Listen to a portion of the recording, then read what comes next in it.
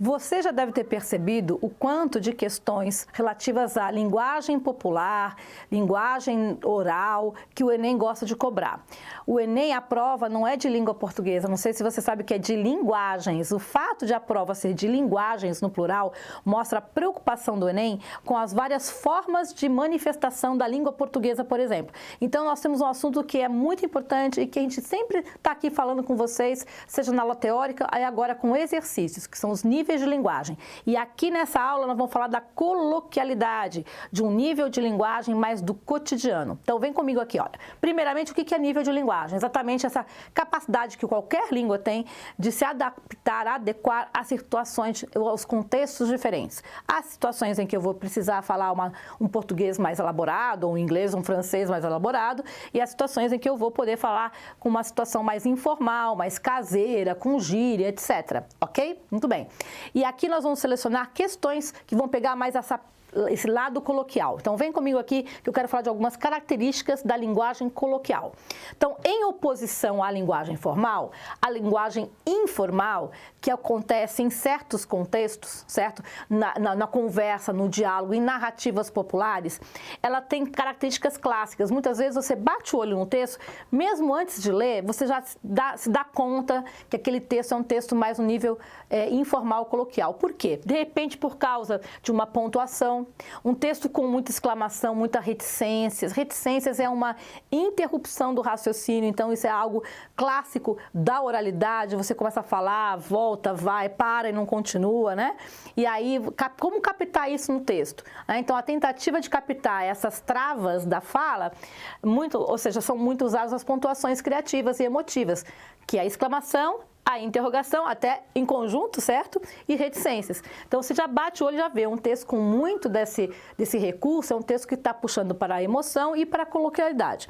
Uma outra dica aqui, é claro, que a tentativa sempre é reproduzir a fala. Então, há muitas expressões típicas da fala, como daí, né? Então, né, até um tá? Então, muitas vezes você vai ler o texto e tem uma série de palavras que são meramente a transcrição de sons que produzimos na fala. Chamamos isso, né, de tentativa de marcar na escrita, como nós falamos, daí chamamos de coloquialidade.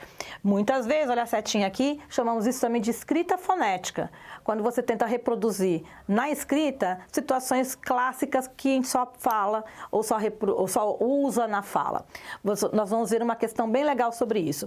Além disso, tem o vocabulário, eu acabei de falar sobre gíria, né? Então, gíria, expressões populares, típicas de um grupo, palavras que você só fala numa situação de casa e jamais falaria no trabalho, entende? Isso demonstra o uso da língua no seu sentido mais fechado, mais de grupo, né? E o Enem gosta de trabalhar com dialetos, com gírias, regionalismos, mas isso é uma outra aula, tá bom? Então, tudo isso tem a ver com esse universo da coloquialidade. É bom que a gente lembre, eu tenho falado isso em outras aulas aqui, que o Enem não gosta de trabalhar com a noção de erro de português. Então, tem um recadinho para você aqui, vem comigo, olha. O Enem, ele não gosta muito da noção de erro, ela gosta do sentido de adequado ou não adequado àquele contexto. Então, por exemplo, um erro de português tradicional, enfim, na conjugação errada de um verbo. Se o contexto é de praia, uma pessoa que tem um X perfil social e tudo mais, ok, entende? É adaptado à situação daquele contexto para aquela pessoa naquele lugar. Então, a gente não fala em erro, a gente fala em adaptação ou adequação linguística. Por isso, o nome níveis de linguagem e variação linguística. Ok? Vamos dar uma olhadinha, então, em 3 questões que trabalham mais o nível coloquial da linguagem. Então, nós vamos começar com uma questão no nível fácil. Lembra que eu falei para vocês que às vezes você não precisa nem ler o texto para bater o olho e fazer, isso deve ser algo popular, né? Pois é. Essa primeira questão, nós não vamos ler aqui o texto, só vou ler o enunciado da questão, mas você já está olhando aí e está vendo que é um texto com muitas reticências, correto? Então, lembra que eu disse sobre as reticências. E note que está tudo em minúscula, né? Então, você já sente aí, e se você quiser ainda olhar, vai estar lá, nível de ensino fundamental, projeto tal, sexo feminino, tem o nome da pessoa. Vamos ver a pergunta do enunciado. Um aspecto da composição estrutural que caracteriza o relato pessoal de APS como modalidade falada da língua é... Vem comigo aqui agora, antes de lermos as alternativas. Então, veja que o enunciado está bem claro para você, que já está dizendo que esse texto é da modalidade falada da língua, certo? Então, ele quer saber qual é a característica típica que você está vendo nesse texto, que nós vimos agora há pouco, só olhamos de relance, né? Qual é a característica que se apresenta aqui. Então, vamos às alternativas. Alternativa A, predomínio da linguagem informal entrecortada por pausas. Muito boa, essa é a resposta, mas quando a resposta é A, você fica inseguro, tem que ler as demais para ver se tem alguma melhor, né? Sei disso. Quem não fica inseguro? Tranquilo, vamos ver as outras, mas já separa essa. B, vocabulário regional desconhecido em outras variedades do português. Olha, você vai olhar e vai ver que não tem nenhum termo regional, mas, enfim, já te digo que essa não é a correta, você vai dar uma olhadinha e vai perceber isso. C, realização do plural conforme as regras da tradicional gramática ou da tradição gramatical. Claro que não, né? Se o enunciado está dizendo que é modalidade falada, não tem gramática tradicional. Essa C você descarta para ontem, hein? D, ausência de elementos promotores de coesão entre os eventos narrados. Vem para mim. Vem cá, deixa eu te contar uma coisa. Olha, cuidado com até nosso preconceito. Muitas vezes a gente acha que um texto informal é um texto sem coesão. Esse texto é muito coesivo e as reticências marcam essa coesão. Então, quando a gente diz que um texto é informal, é que ele utiliza estratégias e recursos linguísticos de coesão diferentes daqueles que você utiliza na sua redação. Na tua redação você vai usar um portanto, não é isso? Em primeiro lugar, não é assim que a gente faz? Pois é. Na linguagem informal, a gente usa pois é, né, daí, reticências. Então, sim, tem coesão sim esse texto, tá? Só que é uma coesão estilo coloquial. Então, tá errado a alternativa D. E para finalizar, E, presença de frases incompreensíveis. Ih, gente, leia o texto, super gostosinho e fácil e dá para entender, compreensível. Portanto, alternativa A. Agora a gente vai para uma questão com um nível um pouquinho mais difícil, até porque o texto é maior. Vocês estão vendo aí o texto? Mas haja exatamente como você agiu na questão anterior. Dá uma olhada e veja também, com muitas reticências, dá para perceber, também o uso de minúsculas. Mas o enunciado é um pouco mais específico e vai te ajudar mais ainda. Vamos comigo agora ler o enunciado da questão. Na transcrição da fala, presta atenção, transcrição da fala é porque este texto que está em cima foi transcrito literalmente de como uma pessoa fala, então cheio de coloquialidade. Há um breve relato de experiência pessoal, no qual se observa a frequente repetição de né. Então, essa repetição é um ou uma. Alternativa A, um índice de baixa escolaridade do falante. Olha o que eu disse sobre o preconceito. Tá? Eu uso né e tenho doutorado. Todo mundo usa né. Nas situações informais. Então, vê lá, não é a alternativa A. B, é uma estratégia típica de manutenção da interação oral, né? Essa é a alternativa, né, pessoal? Alternativa B. Por que não são as demais? Vamos ver, rapidinho. C, marca de conexão lógica entre conteúdos na fala. Alunos, conteúdo, na verdade, conexão lógica, a gente usa com conjunções, mas, porém, entretanto, bem típicas da norma culta. Não é esse né, uma conexão lógica. É uma conexão, mas não lógica. É uma interação informal.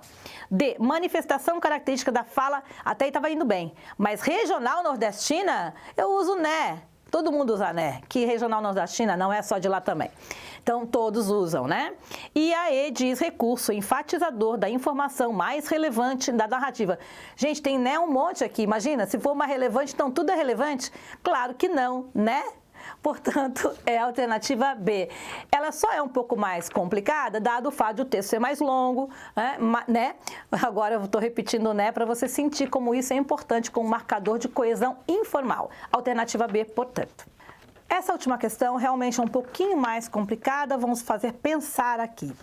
E como a gente já fez antes, a gente vai ler primeiro o enunciado, mas eu vou ler um trechinho do texto para a gente poder compreender até o que eles querem com este enunciado, tá? O enunciado diz assim: no texto, o autor desenvolve uma reflexão sobre diferentes possibilidades de uso da língua e sobre os sentidos que esses usos podem produzir, a exemplo das expressões voltou de ateu, diz elimina esse e eu não sei a ler. Com essa reflexão, o autor destaca... E aí, professora? Pois é, há um texto aqui, tá? Antes de lermos o texto, eu já disse isso em outras aulas, mas eu vou repetir, é importante vocês lerem o rodapé, as informações que tem ali embaixo. M. Barros, Memórias Inventadas à Infância. São Paulo, planeta tal. Então, Memórias Inventadas à Infância. Então, evidentemente, é um texto sobre memórias de infância de alguém. Tá? Você vai ler, mas eu selecionei um trecho sobre a expressão deselimina esse, para você entender um pouquinho do que está se tratando aqui, tá? Então, vamos ler comigo o trecho. Bom, eu vou começar a ler ali do meio. E pode ser instrumento de rir. De outra feita, no meio da pelada é um joguinho de futebol, tá? Está acontecendo. Um menino gritou. Agora, imagina um menino gritando no meio da pelada, algo bastante informal, ok? Coloquial. 2 pontos, deselimina esse, cabeludinho. Eu não deseliminei ninguém, mas aquele verbo novo trouxe um perfume de poesia à nossa quadra. O verbo deseliminar, tá? Ele não existe, foi inventadinho ali no contexto do jogo, e esse verbo novo diz, né, o autor do texto que está narrando, né, esse encontro, essa ação entre os garotos, o autor do texto diz, mas aquele verbo novo, deseliminar, trouxe um perfume de poesia à nossa quadra. Muitas vezes, pessoal, a linguagem coloquial ela é usada nos textos literários, tá? Como um recurso realmente de te levar para esses momentos, né? Às vezes da nossa infância. Então, por que às vezes um autor que é super culto, escreve, fala, faz um poema, ou mesmo na fala dos personagens coloca palavras coloquiais? Por vários motivos. Um deles, para criar esse efeito poético, para te levar àquela emoção, porque é uma narrativa que se passa na infância, para você viver aquele momento. Seria artificial se ele não utilizasse esse tipo de linguagem, para fazer você entrar na história mesmo, tá? Mas aqui está dizendo um leve tom de poesia aqui, tá? O mesmo vai acontecer com as outras 2 expressões. Aí eu não vou ler, você vai ler, vai ver que vai acontecer a mesmíssima coisa quando surgir aquelas 2 expressões que estão no enunciado da questão. Então, agora vou reler o restinho do enunciado, né? Essas expressões. Então, com essa reflexão, o autor destaca... Tá? Com essa reflexão, o autor destaca. Alternativa A. Os desvios linguísticos cometidos pelos personagens do texto. Gente, desvio linguístico equivale a erro. Tá? Como eu disse antes, não existe a questão de erro. O autor está chamando atenção para essas palavras ou essas palavras inventadas na coloquialidade das crianças, para o quê? Não é para mostrar que eles erraram, certo? Então, a alternativa A é aquela perigosa que marca até um preconceito linguístico, não é. B, a importância de certos fenômenos gramaticais para o conhecimento da língua portuguesa? Não. Deselimina esse, e quer dizer eliminar, entendeu? Ele quis dizer eliminar no jeito de criança. Então, claro, não tem nada a ver com o fenômeno gramatical. Ela quis mostrar esse lado até pueril e engraçado, né? C, a distinção clara entre norma culta e as outras variantes ou variedades linguísticas. Sabe, será que essa palavra é norma popular? Será que ao destacar no texto, dizendo que ela que são expressões poéticas, ela quer mostrar marcadamente que isso é popular, em detrimento ou em oposição a algo que é a forma culta? Se você está na dúvida, né, segura, porque nós vamos ter uma alternativa que vai ter até a palavra poética envolvida. D diz, o relato fiel de episódios vividos por Cabeludinho, que é um dos personagens, tá? Durante as suas férias. Será que é um relato fiel? Você vai ver que ela fica viajando poeticamente nesse momento da infância. Não é bem fiel, tá? Mais o personagem falando, tá? Pensando, na verdade, do que descrevendo a cena do futebol, tá? E aí a alternativa E, que é a nossa correta, porque diz assim, a valorização da dimensão lúdica e poética presente nos usos coloquiais da linguagem. Faço questão de reler o enunciado da questão, porque diz assim, no texto o autor desenvolve uma reflexão sobre as diferentes possibilidades de uso da língua, tá? E fala em cima do quê? Dos usos dessas expressões, uma delas diz elimina esse. Com essa reflexão de pensar sobre esses usos coloquiais, o autor destaca a valorização área dessa dimensão lúdica e poética. A expressão poética está no texto, né? Um perfume de poesia à nossa quadra. O verbo trouxe um perfume de poesia à nossa quadra. E aí isso bate direitinho com a alternativa aí. É uma questão difícil? Não é simples. Mas guarde uma coisa que o Enem também gosta. Quando o Enem coloca, tá, uma narrativa que fala de memória, de infância, que fala de família, né? É muito comum ter aquelas palavras de aconchego, né, de infância, que a gente só fala em família, né? Às vezes uma gíria e tal, que marcam uma época, marcam um grupo familiar e social. Isso traz o quê? Traz poesia, traz lembrança, traz emoção. Nunca será para apontar um erro, para apontar quão diferente é da norma culta, entende? Qual o abismo entre ambas. Não, essas alternativas são sempre fora. Geralmente vai para esse lado mais poético, mais literatura propriamente, do que a investigação do porquê está errado ou certo aquela expressão. É isso aí, pessoal. Eu espero que você tenha entendido o quanto que o Enem valoriza a linguagem coloquial, tá? E sempre no seu aspecto positivo e não negativo. Fechou?